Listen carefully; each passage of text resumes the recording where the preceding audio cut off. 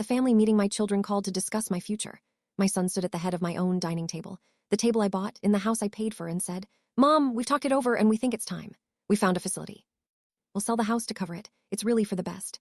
My daughter nodded. My other son checked his watch. Nobody asked me a single question, so I folded my hands and I smiled and I said, "That's a lovely plan. There's just one thing you should know before you sell my house. I changed my will 4 months ago, and none of you are going to like who's in it now. Let me back up. My name is Alina Hayes. I'm 71 years old. I am in complete possession of my mind, and my 3 grown children tried to warehouse me in a care home so they could sell the house out from under me and split what they assumed was coming to them. This is the story of how I let them show me exactly who they were, and then rewrote the ending they'd already spent. I'll tell you about my children, because you need to understand them, and because I've stopped protecting them with softer words than they've earned. My oldest, Daniel, is 48. Successful, or successful adjacent, a man who has always lived slightly above his means and has spent 30 years quietly assuming that the gap would eventually be closed by his inheritance. Daniel loves me the way you love a savings account, attentively around your own needs. My daughter, Christine, is 45. Christine and I were close once when she was young, before she married a man who taught her to see her mother as a resource to be managed. Christine calls every Sunday. I used to think it was love. I've come to understand it was surveillance. My youngest, Mark, is 41, and Mark I mostly just don't know anymore. Mark drifted. Mark shows up when there's something to be gotten and vanishes when there's something to be given. Mark checked his watch during the meeting where they discussed disposing of my life, and that watch check told me everything I needed to know about where I'd fallen on my youngest son's list of concerns. My husband, Walter, died 6 years ago. And here's the thing my children never fully understood, because Walter and I never made a show of it. Walter and I were not the modest retirees we appeared to be. Walter was a quiet, brilliant man who spent 40 years as an engineer, and an even better 40 years as an investor. He lived simply, the same house for 35 years, sensible cars, no fuss, because that's who we were, and because Walter used to say that the surest way to keep your children honest was never to let them find out exactly how much there was. There was quite a lot. Walter left me extremely well provided for in a way that my children knew about in the vague sense that there was money, but had never seen the actual size of. Because I continued to live in the same modest house and drive the same sensible car, and never once corrected their assumption that I was a nice old widow with a paid-off house and a decent but limited nest egg. That assumption is the whole story. They planned my future around a number they'd guessed. They never asked the real one. Let me tell you how the plan revealed itself, because it came in pieces, and I want you to see how I watched each piece arrive. The first piece was Christine's Sunday questions changing. For years the calls had been ordinary. Then, over a period of months, the questions turned practical in a way that pricked at me. How was I managing the house all by myself at my age? Wasn't the yard too much? Had I thought about simplifying? Did I know that Marjorie down the street had moved into a lovely community and was so much happier without the burden of a house? I answered lightly. But I'm not a fool, and I'd raised these 3, and I know the sound of my own daughter laying groundwork. The second piece was Daniel, helping with my finances. He offered warmly to take some of the burden off by helping me organize my accounts, get everything in one place, make sure I wasn't missing anything, maybe add himself as a signer, just in case, God forbid, something happens. I thanked him for his concern. I did not add him to anything, and I noted quietly the specific hunger in a 48-year-old man's eyes when he talks about consolidating his mother's accounts. The third piece was the one that turned my suspicion to certainty.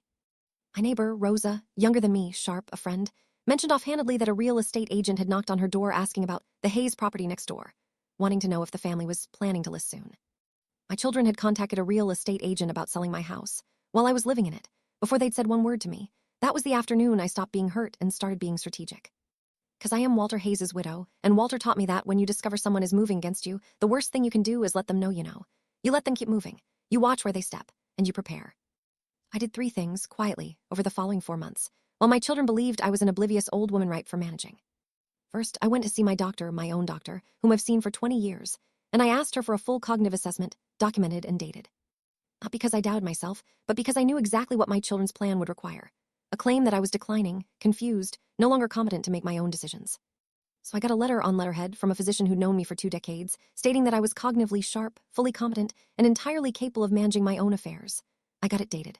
I got several copies. Walter would have been proud of that one. Second, I went to see a lawyer. Not the family lawyer, Daniel knew the family lawyer. A new one, my own, a sharp woman named Ms. Adami who came recommended by Rosa. And with her, I did the thing that would rewrite the entire story. I changed my will. The old will, the one my children were counting on, the one they'd never seen but had spent in their imaginations 100 times, split everything equally among the 3 of them.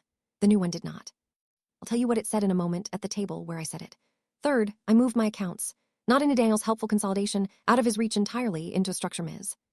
Damie built so that when my children eventually went looking, hoping to help me manage my way into their own pockets, they would find that the nice old widow's money had quietly become inaccessible to everyone but the nice old widow. And then I waited, and I let them plan. They were not subtle at the end. Once they thought the groundwork was laid, they moved fast. Christine called and said the family needed to sit down together and talk about my future. A family meeting. At my house, the house they'd already contacted an agent to sell. My children scheduled the disposal of my life like a dentist appointment, and they held it at the dining table I'd bought 40 years ago in the house I'd paid off with Walter.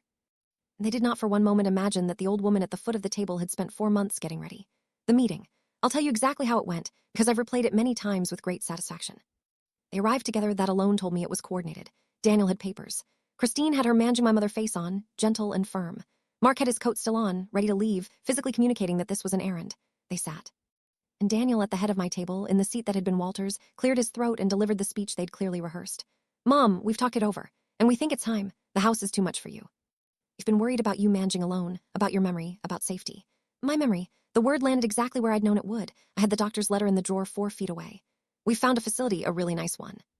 And to cover the cost, the sensible thing is to sell the house. It's really for the best, Mom. We're doing this because we love you. Christine nodded. Mark checked his watch, and not one of my 3 children asked me a single question, not how I felt. Not whether I wanted to leave my home, not whether I agreed.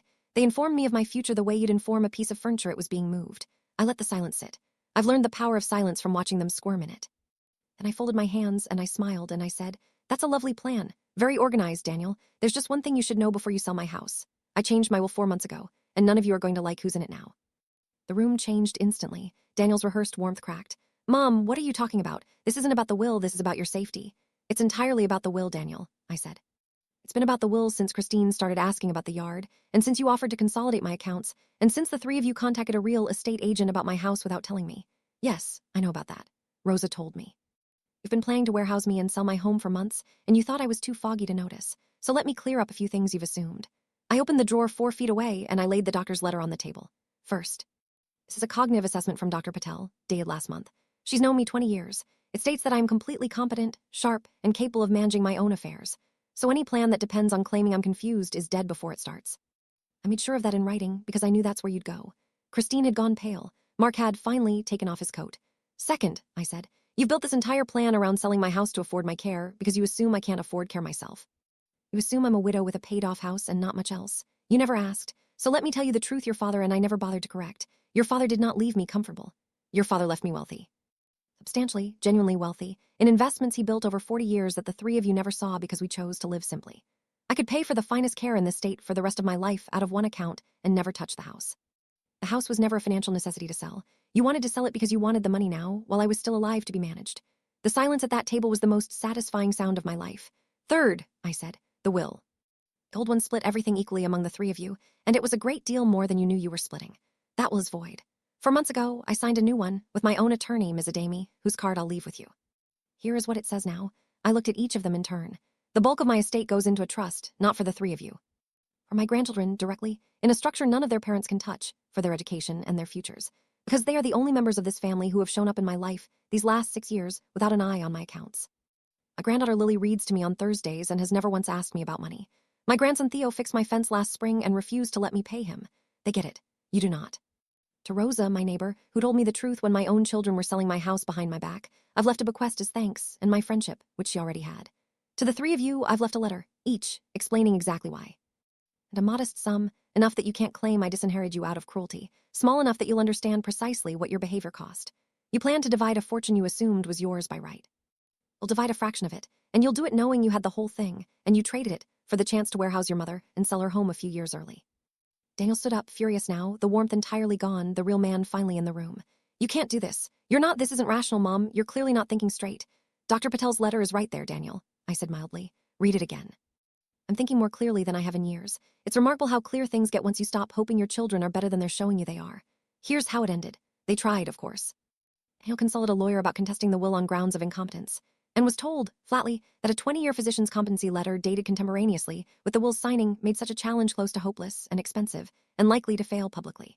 Christine tried tears, then tried anger, and tried a long, guilt-laden letter about how hurt she was that I'd chosen the grandchildren over my own children, which I read once and filed away, because a woman who spent months planning to sell my house does not get to lecture me about being chosen. Mark simply vanished again, which was at least honest. I did not go to the facility, obviously. I stayed in my house, that was never for sale, that they never had the right to list. I hired help on my own terms, a lovely woman named Grace who comes 3 days a week, whom I pay well, who treats me like a person and not an asset. Rosa and I have dinner on Fridays. Ms. Damie checks in quarterly and has become something like a friend. And my grandchildren still come. Lily still reads to me on Thursdays. Theo comes by to fix things and still won't take money.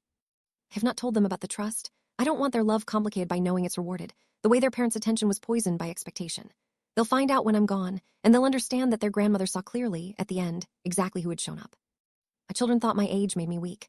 They thought my quiet life meant an empty account. They thought a nice old widow could be managed, warehoused, and liquidated, and that I'd be too foggy or too frightened or too grateful for scraps of their attention to fight back. I forgot that I was married to Walter Hayes for 42 years, and Walter taught me the most valuable lesson of my life. Never let the people circling your money find out how much of it there is or how sharp you still are. Until the exact moment it's too late for them to do anything but watch. They called a meeting to decide my future. I let them. And then I told them I'd already decided, 4 months ago, with a lawyer they didn't know, in favor of the 2 people at this table's next generation who never once made me feel like a savings account with a pulse. Some people are born to be served, my in-laws used to say in another family's story. In mine, it's simpler. Some people spend their whole lives underestimating the quiet woman at the foot of the table. They really shouldn't.